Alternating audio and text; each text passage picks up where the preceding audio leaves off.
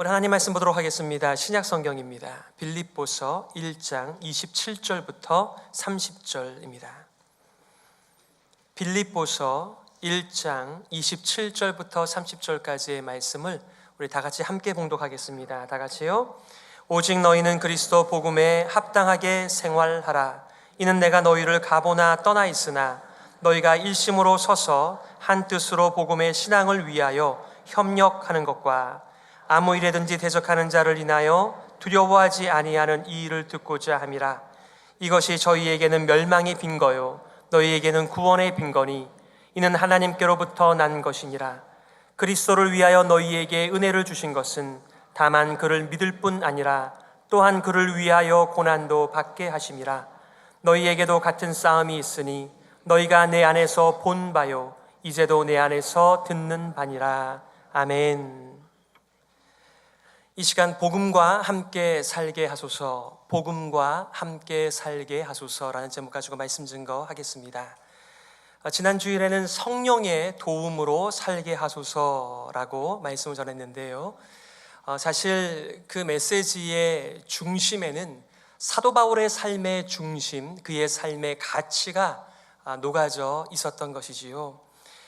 그 두 가지의 메시지였습니다. 첫 번째는 나를 통해서 예수 그리스도가 존귀하게 되는 일에 사용하여 달라고 하는 메시지. 또 하나는 예수님의 마음 가운데 있는 다른 영혼들의 믿음을 위하여 쓰임받도록 나를 사용하여 달라고 하는 메시지였습니다. 한국에 많은 선교단체가 있는데 선교단체 중에 조이라는 말을 쓰는 선교단체가 있습니다. 물론 조이라고 하는 말이 기쁨이라고 하는 의미도 있겠지만 그들의 선교의 비전을 이렇게 담고 있죠. 가장 우리들의 삶 가운데 우선순위는 Jesus, 예수님이시다. 그 다음에는 others, 다른 사람들이 내 삶의 우선순위에 있다. 그 다음에 you라는 것이죠. 예수 그리스도를 만나기 전에 우리는 어떤 사람들이었습니까? 다 자기밖에 모르던 사람들이었습니다. 원래 죄의 본질이 하나님 없이 살아가는 우리의 삶 아니겠습니까? 그런데 복음 만나고 나니까, 하늘의 백성 되니까 이제는 예수 그리스도가 우리의 센터에 오셔서 우리를 다스려 주시고 또 그 삶으로 말미암아 다른 사람들을 품고 살아가는 새로운 삶을 살아가는 것, 바로 그것이 성경은 구원이라고, 영생이라고 말씀해 주고 있지요. 생애의 목표를 사도 바울은 우리들에게 공유할 뿐만 아니라 오늘은 본문의 말씀을 통해서 복음과 더불어 살아가는 삶의 세 가지 모습을 보여주고 있습니다. 그리고 권면하고 있는 것이죠. 마치 아버지가 자신의 사랑하는 자녀에게 주시는 메시지처럼 자신의 간증을, 자신의 마음을 활짝 열고 나눠줄 뿐만 아니라 복음과 더불어 살아가는 삶은 바로 이런 삶이다라고 말하면서 주시는 메시지입니다. 첫 번째는 복음의 신앙을 위하여 협력하라는 메시지, 두 번째 메시지는 세상의 반대에도 두려워하지 말 것, 세 번째는 고난의 특권을 누리며 살라라고 하는 아버지의 아름다운 권면, 그리고 그의 마음의 소원이 오늘 본문의 말씀입니다. 오늘 본문의 배경을 좀 더 아신다라고 한다면 좀 더 본문의 말씀을 잘 이해하실 수 있으실 텐데요. 사도 바울은 지금 로마 감옥에서 빌립보 성도들을 향하여 말씀을 전달하고 있습니다. 빌립보를 가리켜서 로마의 그 식민지였는데 로마 바깥의 로마다라고 말을 할 정도로 그들이 비록 로마는 아니지만 이 빌립보 자체는 로마의 정치체계, 경제체계, 그들의 문화를 자랑스럽게 여기면서 살았던 사람들이었습니다. 여러분, 자랑할 것이 있으면 뭐하요? 자랑하지요. 그런 것처럼 자신들이 누리는 이 모든 정치, 경제의 시스템이나 그들의 문화를 다른 사람들에게 전파하고 있는 이 빌립보 사람들의 삶의 모습을 한번 생각해 보세요. 사도 바울은 그것을 연상하면서 또 연상을 시키면서 여러분들은 바로 하나님 나라의 비록 하나님 나라에 아직 안 갔으나 하나님의 통치를 받고 있는 하나님 나라의 사람들이요, 복음의 사람들이기에 여러분 자신들이 하나님의 복음을 자랑스럽게 여기면서 사십시오. 복음과 더불어 함께 사십시오. 이렇게 말씀하고 있는 것입니다. 김세현 교수는 오늘 본문의 말씀을 가리켜서 상당히 군사적인 용어이고 운동 경기의 용어를 사용하고 있다, 이렇게 말씀하고 있습니다. 자, 먼저 첫 번째, 복음과 함께 더불어 살아간다라고 하는 말, 오직 너희는 그리스도 복음에 합당하게 생활하라 라고 하시는 말씀의 의미는 우리가 복음의 수혜자로서 복음의 특권을 누리라라고 하는 말로 바꿔서 사용할 수 있을 것 같아요. 그렇다면 복음과 더불어 함께 살아가는 삶, 복음의 특권을 누리는 삶의 첫 번째 특징은요, 복음의 신앙을 위하여 협력하는 삶입니다. 오늘 27절 하반절에 보니까 이렇게 말씀합니다. 이는 내가 너희를 가보나 떠나 있으나 너희가 일심으로 서서 한 뜻으로 복음의 신앙을 위하여 협력하는 것과, 이렇게 되어 있어요. 사도 바울은 자신이 로마 감옥에서 나갈 것을 확신하고 있습니다. 하지만 로마 감옥에서 나가서 빌립보 성도들을 다시 만날 수 있을런지에 대해서는 분명하게 밝히고 있지는 않습니다. 그러나 한 가지 당부하고 있는 메시지가 있습니다. 그게 뭐예요? 내가 너희들을 만날지 만나지 못할지는 잘 모르겠지만은 그 어떤 경우가 되든지 간에 빌립보 성도들은 한 마음으로 뭉쳐서 복음의 신앙, 진리를 위해서 협력할 것을 부탁하고 있습니다. 복음의 신앙이 뭐죠? 복음의 신앙은요, 분명히 복음을 통해서 얻게 된 믿음을 가리키는 것입니다. 물론 예수 그리스도의 복음이 선포되어질 때에 그 복음과 진리를 붙드는 것이 믿음이지요. 또 복음을 듣고 나서 우리는 새로운 믿음을 가지고 살아가는 사람들이 아니겠습니까?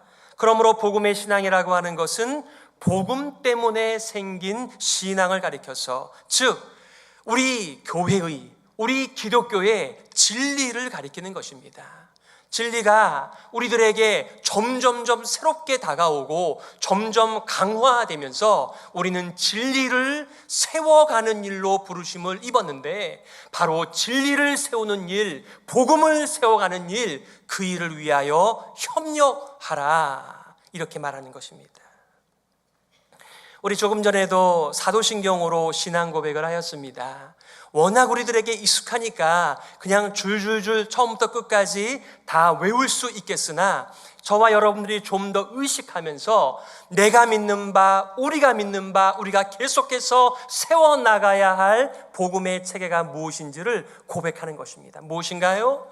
성부 하나님에 대한 나와 우리의 믿음, 성자 하나님에 대한 우리의 믿음, 성령 하나님에 대한 우리의 믿음, 예수 그리스도의 재림과 심판과 교회에 대한 분명한 믿음이 있기에 우리가 여러 가지 배경을 뒤로 하고 이 자리에서 더불어 함께 예배 올려드리며 믿음의 길을 함께 갈 수 있는 것입니다. 사도 바울의 마음에 있는 교회의 그림은 어떤 그림인가요? 여러분들은 교회 그러면 제일 먼저 떠오르는 그림이 어떤 그림입니까? 사도 바울에게 있어서 교회라고 하는 것은 기독교의 진리, 복음의 진리, 하나님의 이 진리를 세우기 위하여 모든 성도들이 힘을 쓰는, 한 마음을 품는 그런 그림을 교회의 그림으로 떠올리고 있습니다. 사랑하는 성도 여러분, 여러분들께서 오늘날의 교회를 생각하면 무엇이 가장 먼저 떠오르십니까? 이 세상에 노출된 우리들의 마음 때문에 생겨난 그런 교회 말고 성경에 기초한 우리의 삶의 새 출발을 주신 이 복음으로 말미암은 교회에 대한 건전한, 올바른, 긍정적인 그림은 무엇일까요? 맞습니다.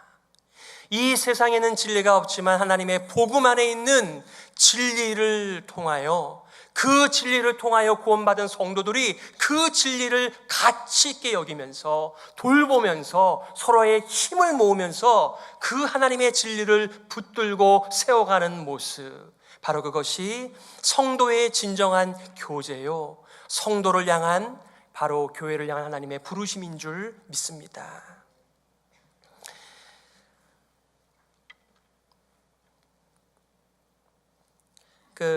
예전에 전도 폭발이 한창 유행이었을 때 교회마다 너도 나도 전도 폭발을 훈련하였습니다.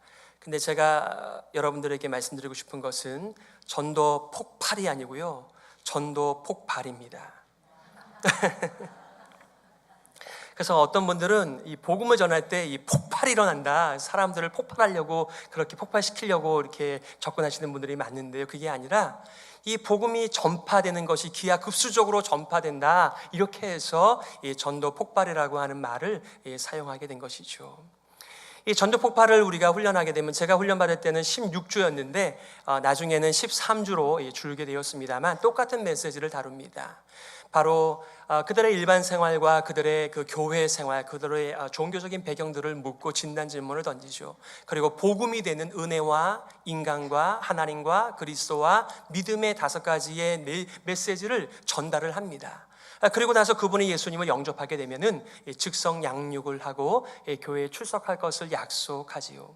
그런데요, 이것은 한 팀으로 이루어져 있는데 훈련자 한 분과 훈련생 2분이 있습니다. 이 한 조가 되는 것입니다. 보기에는 3분이 한 조인 것처럼 보이지만 그렇지 않죠. 각각 그분들의 기도 후원자가 계셔서 그들이 오늘 몇 날 몇 시에 누구를 만난다라고 하는 인포메이션을 쉐어하고 그들을 위하여 간절히 기도하는 중보 기도자들이 뒤에서 서포트하고 있습니다. 그리고 나가기 전에 어떻게 하지요? 자, 오늘은 시작은 임 집사님이 하십시오. 은혜와 인간은 오 집사님이 하십시오. 나머지는 제가 하도록 하겠습니다. 이러면서 다 계획을 짜고 이제 복음의 현장 가운데 갑니다만, 어디 현장에 가면 계획한 대로 됩니까?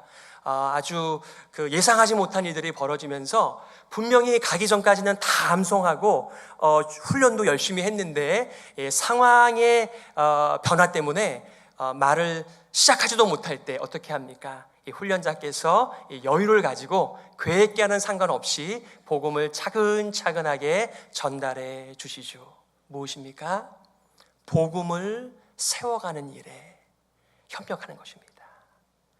우리의 삶 가운데 작은 모습이죠. 그러나 큰 모습을 보게 된다라고 한다면 우리 모두가 이 교회의 참된 진리의 터 위에서 세워져가는 일을 위하여 우리 모두가 얼마든지 마음이 나뉘어질 수도 있겠으나 그리스도의 복음 때문에 한 마음을 품고 이렇게 복음을 위하여 사역하는 모든 분들을 위하여 마음을 쓰는 일, 기도하는 일, 이 모든 것들이 바로 복음의 신앙을 세워가는 바로 그 일에 드려진 참된 복음의 삶이라고 권유하고 있는 메시지입니다. 어떠세요?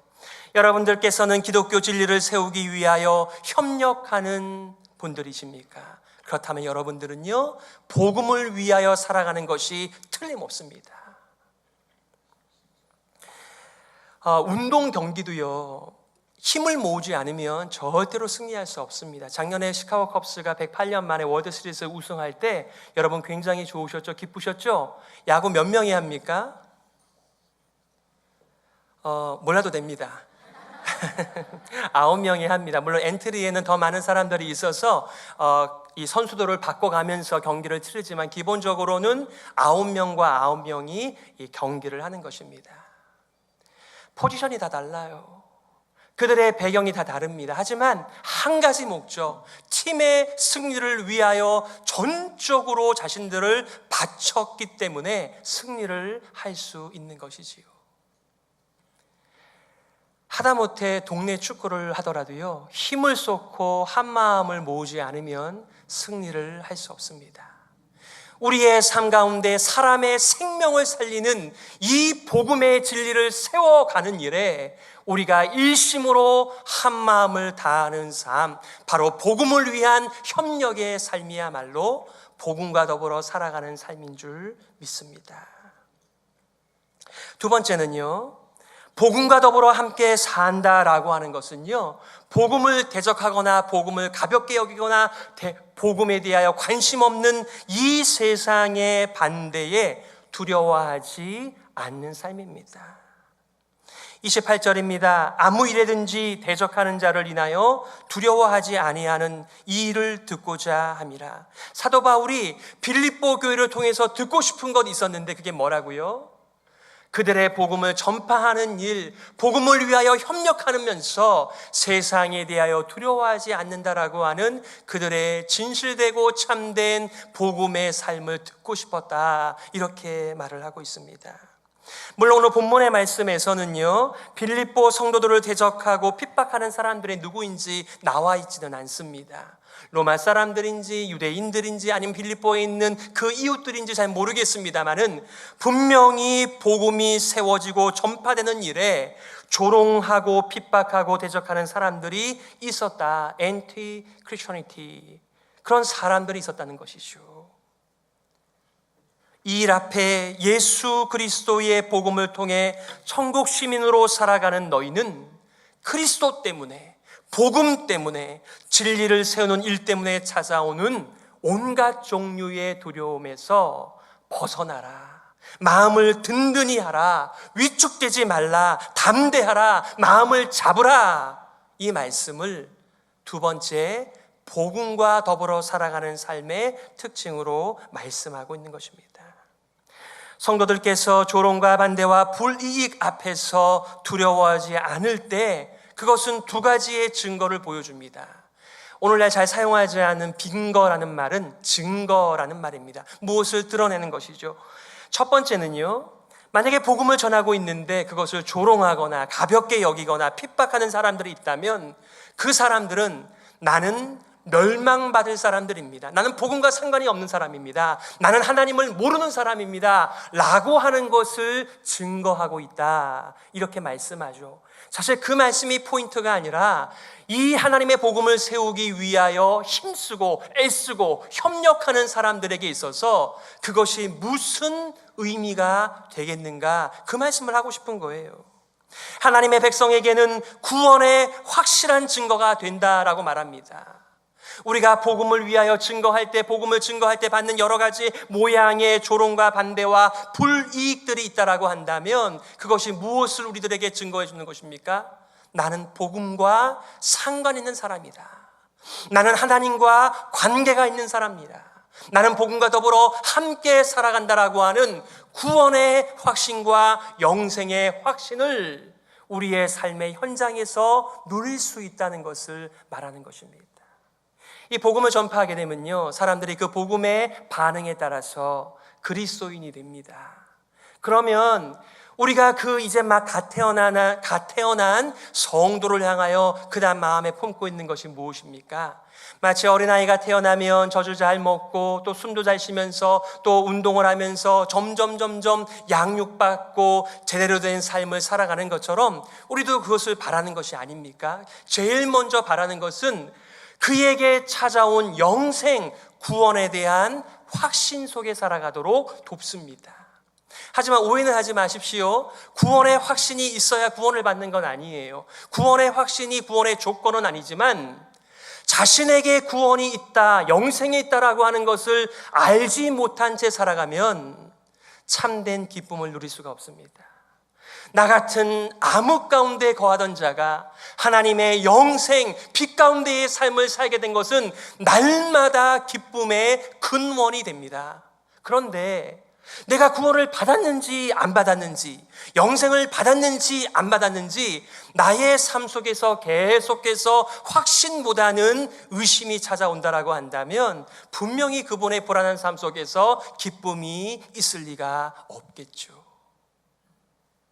그런데 우리는 하나님의 말씀을 통해서 요한일서 5장 13절을 사용하여 구원의 확신이, 영생이 너희 안에 있음을 알게 하려 한다는 그 말씀을 통하여 우리에게 구원이 있다, 영생이 있다라고 하는 것을 확신시켜 줍니다만, 제가 오늘 본문의 말씀을 통해서 강조하고 있는 것은 우리의 삶 속에서 어떻게 내가 구원받은 자라고 하는, 하나님의 자녀라고 하는, 하나님의 나라를 상속하는 자라고 하는 복음의 사람임을 확신할 수 있겠는가? 다른 건 없습니다. 복음을 위하여 협력하며, 그리고 복음 때문에 겪는 여러 가지의 불이익과 이 세상의 체계 속에 포함되지 않으면서 받는 어려움을 각오할 때 우리가 확신하게 되는 거예요. 그렇구나. 나는 이 세상에 속한 사람이 아니라 하나님의 나라에 속한 사람이구나. 나는 복음과 관련되어 있는 사람이고 하나님의 자녀요, 구원의 확신 속에서 살아가는 이 증거가 이 세상의 복음 앞에서의 바람 앞에서의 나의 삶을 통하여 확실하게 가질 수 있다는 말씀입니다.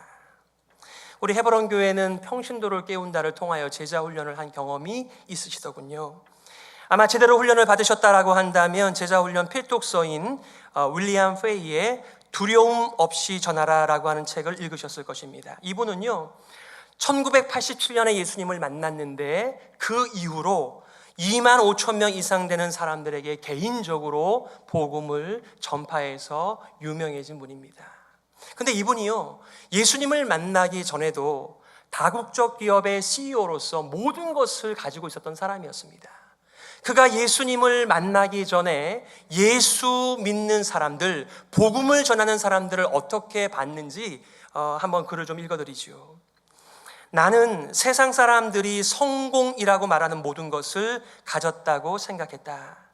그리고 하나님에 대한 자신의 믿음을 간혹 나누려는 사람은 누구든지 조롱했다. 수년 전부터 많은 사람이 내 삶에 찾아와 자신들의 믿음을 나누려 했지만 나는 받아들이지 않았다. 나는 그들을 모욕하고 적대하며 핍박하여 실망한 채 돌아가게 만들었다. 사람들이 시간을 내어 차와 간증을 나눌 때 그 집을 나서며 난 이렇게 말하곤 했다. 당신들에게는 어울릴지 모르겠으나 내 인생에 그런 말은 쓰레기 같은 것은 필요 없는 것이요. 그들은 실패했는가? 그들이 발걸음을 돌리며 자신이 실패했다고 믿었다면 그들은 속은 것이다. 나는 내게 예수님을 전했던 사람들의 이름과 얼굴, 인격, 그들이 했던 말을 결코 잊지 않았기 때문이다. 가끔 교회에서 이제 전도 집회를 합니다. 그리고 이제 날을 정하는 거죠. 그러면 사람들이 공을 들이지 않습니까? 이번에 꼭 한번 와봐 이러면서 공을 많이 들였는데 정작 그날에 이제 그분이 오시지 않으시면 그분들이 뭐라고 말합니까? 아이고 이번에는 그냥 실패했습니다. 실패인가요? 실패가 아니라고요. 우리가 복음을 위하여 협력하는 삶과 이 세상의 그 차가운 냉소, 그들의 그 핍박, 그리고 그들의 그 우리들의 호의를 무시하는 그런 모든 모습들이요 우리들에게 소용없는 것이 아니라 무엇을 확신시켜 준다고요?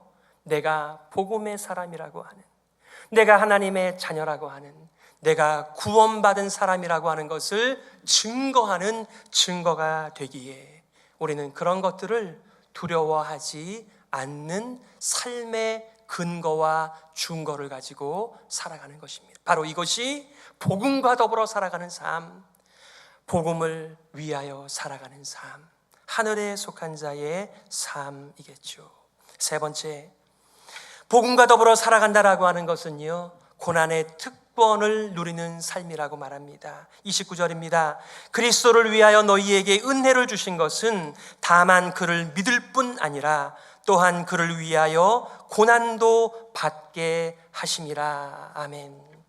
사실 개역 한글 성경은 별로 이렇게 대조가 되어 있지 않은데요, 김세인 교수의 원문 번역을 보게 되면 이렇게 말합니다. 왜냐하면 여러분들에게 그리스도를 믿는 은혜만 주어진 것이 아니라 그를 위해서 고난받는 은혜도 주어졌기 때문입니다.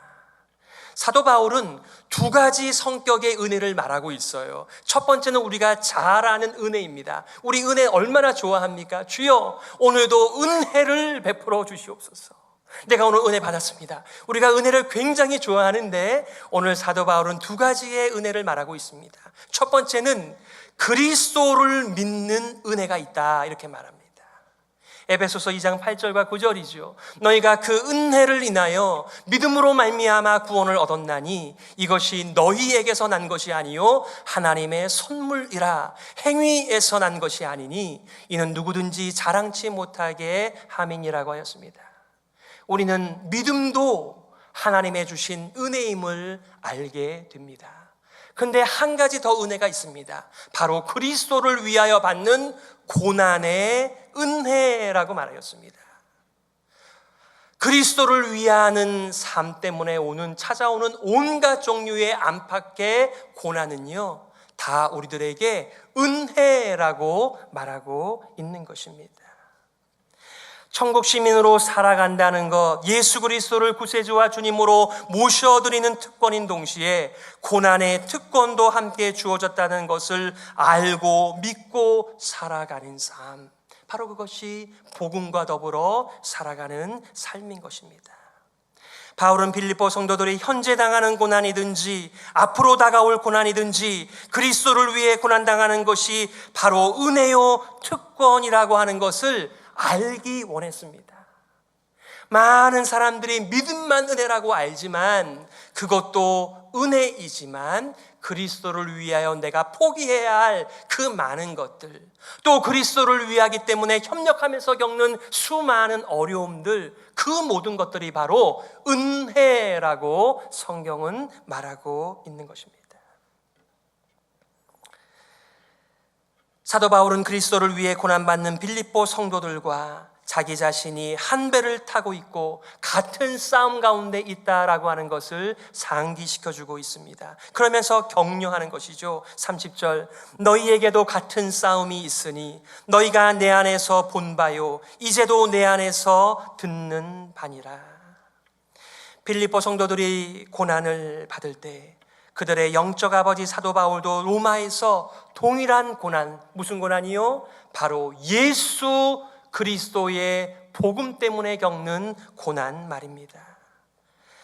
이 고난을 당했고 당하고 있다는 점을 생각한다면 이것이 신기한 일이 아니라 하나님의 은혜라고 하는 똑같은 생각과 믿음 앞에서 감사하고 격려를 주고받는다는 사도 바울의 메시지입니다.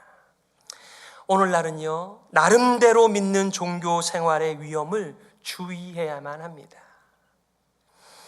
통계상 미국 크리스찬의 32%만이 기독교의 진리를 절대적인 진리로 받아들인다고 합니다. 미국인들의 32%가 아니고요, 미국 크리스천들의 32%만이 하나님의 말씀 이 진리를 절대적인 진리라고 믿는다라고 말씀한다는 것은 무엇을 의미하는 것이죠? 나머지 3분의 2는 어떤 말씀은 진리이지만 어떤 말씀은 바뀌어질 수도 있겠다라고 말하는 상대적인 진리의 가치, 그런 믿음을 가지고 자신을 크리스천이라고 말을 한다는 것입니다.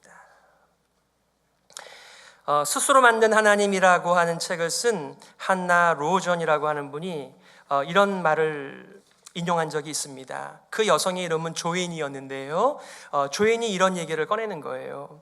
저는요, 미국 어디에도 가고 싶은 교회가 없어서 제가 스스로 교회를 하나 만들었습니다. 이 개척교회였다는 말이 아니에요. 먼저 진노한 하나님과 지옥은 버렸습니다. 그것들은 사람들에게 겁을 주기 위해 말하는 것뿐이죠. 하지만 예수님은 사랑의 삶에 있어서 중요한 인물이기 때문에 제가 남겨두었습니다. 그리고 저는 하나님과 대화하죠. 우리의 내면에서 하나님을 발견합니다. 그분은 가장 멋진 친구처럼 우리의 가치를 인정해 줍니다. 이것이 바로 우리 모두가 하나님을 필요로 하는 이유가 아니겠습니까? 우리가 바로 신이기 때문이죠. 하나님은 나에게 경건함을 만들어낼 수 있는 능력을 주시는 분이세요. 제가 한때 이 미시간에 있는 한 교회의 목사님이었습니다. 그분의 성함이 그 마스 힐 바이블 처치를 담임하셨던 이 랍벨 목사님이셨습니다. 제가요, 없는 돈이지만 그분의 그 DVD를 다 사서 열심히 보았거든요. 근데 언젠가 이분이요, 책을 한 권 쓰시면서 이렇게 말씀하십니다. 지옥은 없다. 사랑의 하나님께서 지옥을 남겨두실 리가 없다라고 말씀했습니다. 이 복음주의 진영에 있는 존 파이퍼 목사님께서 그 랍벨 목사님을 향하여 굿바이 하셨습니다. 저와 여러분의 삶 가운데 정말 우리는 이 온전한 복음, 정말 타협할 수 없는 이 진리의 복음을 통하여서 하나님을 붙들고 살아가는 믿음의 사람인지를 돌아볼 필요가 있습니다. 오늘날 이 세상은 하나님의 주시는 믿음의 은혜에 대해서는 감사하지만 고난의 은혜에 대해서는 별로 받아들이고 싶지 않은 표현들을 자주 하는 것을 보게 됩니다. 누가복음 9장 23절 그리스도 예수의 제자의 자격 아니겠어요? 아무든지 나를 따라오려거든 자기를 부인하고 날마다 제 십자가를 지고 나를 좇을 것이니라. 누구든지 제 목숨을 구원코자 하면 잃을 것이요 누구든지 나를 위하여 제 목숨을 잃으면 구원하리라.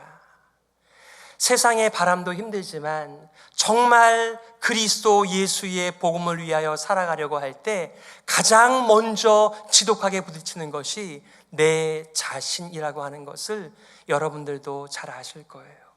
그런 갈등들이 여러분 안에서 복음 때문에, 그리스도 때문에 일어나고 있습니까? 그렇다면 여러분은 분명히 복음과 더불어 살아가는 하늘의 사람인 줄 믿습니다. 웨스터민스터 교수인 마이클 호튼이 미국제 영성에 속지 말라 이렇게 책을 쓰면서 오늘날 현대 그리스도인들이 십자가 신학을 피하고 영광의 신앙만을 탐한다라고 비평한 적이 있습니다. 여러분들은 어떻습니까? 예수 그리스도의 팔복 가운데 하나이지요. 마태복음 5장 10절부터 의를 위하여 핍박을 받은 자는 복이 있나니 천국이 저희 것임이라. 나를 인하여 너희를 욕하고 핍박하고 거짓으로 너희를 거스려 모든 악한 말을 할 때에는 너희에게 상이 큼이라. 너희 전에 있던 선지자들을 이같이 핍박하였느니라. 사도 바울은 진심으로 이 예수 그리스도의 복을 끌어안고 살았던 분이 분명합니다. 그는 영적인 아버지가 되어 빌립보 교회를 품으면서 이 복음의 메시지를 나누고 있는 것이지요. 한때 예수님을 부인했던 그 제자들이 뭐라고 표현하였습니까? 사도행전 5장에 보니까 이렇게 말합니다.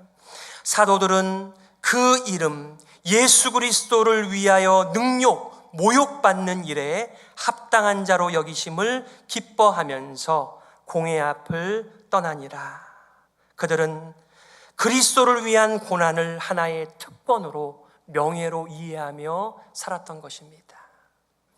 사랑하는 성도 여러분, 여러분의 삶 가운데 그리스도와 복음을 위한 어떤 바람을 맞아보셨습니까? 그것은 오늘도 일어나는 일이고요, 내일도 일어날 일입니다. 만약에 여러분의 삶 가운데 이런 복음 때문에 다가오는 바람의 삶이 없다라고 한다면 우리는 우리의 삶을 진지하게 복음 앞에서 다시 쳐다봐야만 될 것입니다. 말씀을 좀 정리할까요? 사랑하는 성도 여러분, 사도 바울은 로마 감옥에 갇혀서 빌립보 성도들에게 자신의 솔직한 심경과 자신의 인생관, 즉 죽든지 살든지 내 인생을 통해서 오직 그리스도 예수가 존귀케 되기를 바란다라고 고백을 하였습니다. 오늘 본문의 말씀은, 이 권면은 빌립보의 영적 자녀들에게 들려주고 싶어한 사도 바울의 간증이죠. 복음에 합당하게 살라고, 복음에 걸맞는 천국 시민의 삶을 살라고 요청하고 있습니다. 이것이 사도 바울의 마음에 가득한 메시지요, 그의 인생이었습니다. 복음으로 낳은 자신의 면류관이요 자랑인 빌립보 성도들이 복음의 신앙을 위해서 일심으로 서서 협력하기를, 그리고 싸우기를 원했고, 그리스도를 반대하는 온갖 종류의 시험과 고난 앞에서도 두려워하지 않고 오히려 담대하여 고난받을 각오를 하는 영적 군사가 되기를 간절히 바랬다는 것입니다. 혹시 여러분 가운데 여러분의 인생에 대하여 한마디씩 해주시는 분들이 계십니까? 이렇게 바울처럼 권면하는 영적인 아버지가 여러분 주변에 계신다라고 한다면 여러분들은 잘 살고 있는 것입니다. 그러나 내가 세상에 취해 있고 하나님의 복음과 그리스도 예수의 받는 고난의 은혜에 대하여 관심도 없는데 아무도 나에게 그 말을 해주지 않는다라고 한다면 분명히 여러분들은 위험함 가운데 있다는 것을 기억하십시오. 우리는 값없이 하나님의 은혜로 그리스도의 복음을 통해 구원을 받았습니다. 이 소중한 구원을 지키고 구원을 주신 하나님의 뜻에 걸맞게 살아가는 것이 복음과 더불어 살아가는 우리의 삶이죠. 복음에 합당한 삶인 줄 믿습니다. 오늘날 이 시대가 절대 지지가 없는 상대주의 세상은 분명하지만 우리는 그렇게 살아서는 안 됩니다. 복음의 신앙을 세우는 일에, 전파하는 일에 협력해야 하는 부르심 앞에서 우리는 더불어 함께 힘써서 싸워가는 것입니다. 바로 믿음을 지키고 복음을 지키는 십자가 군병들인 것이죠. 이 싸움에서 두려워하지 말고 고난을 각오하고 우리 자신이 마치 그리스도의 복음 자체인 것처럼 그렇게 살아가시는 우리 믿음의 공동체가 되시기를 주님의 이름으로 축복합니다. 우리 말씀을 기억하시면서 이렇게 기도했으면 좋겠습니다. 하나님 아버지, 우리 교회가 복음의 신앙을 위하여 협력하는 교회가 되게 하여 주옵소서. 함께 우리 동성으로 말씀 기억하시면서 기도하겠습니다.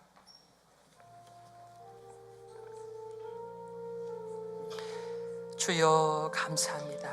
복음을 주시니 감사합니다. 믿음의 은혜를 주시니 감사합니다. 고난의 은혜를 주시니 감사합니다. 날마다 자기를 부인하면서 십자가를 지면서 우리 믿음의 공동체를 위하여 한 마음을 품고 살아가는 우리 모두가 되게 하여 주시옵소서. 이 가치 있는 복음을 생명같이 아끼면서 아버지 세워가는 일에 우리 모두가 쓰임받게 하여 주시옵소서. 하나님 아버지 참 감사합니다. 우리가 얼마나 약한 자입니까? 우리가 얼마나 어두운 가운데 있던 자들이었습니까? 우리에게 빛을 주시고 복음을 주시고 하늘을 주셔서 하늘의 백성으로 살게 하여 주시니 감사합니다. 이 복음을 세워가는 일에 우리 모두가 한 마음 되게 하여 주시옵소서. 살아계신 예수님의 이름으로 기도드리옵나이다. 아멘.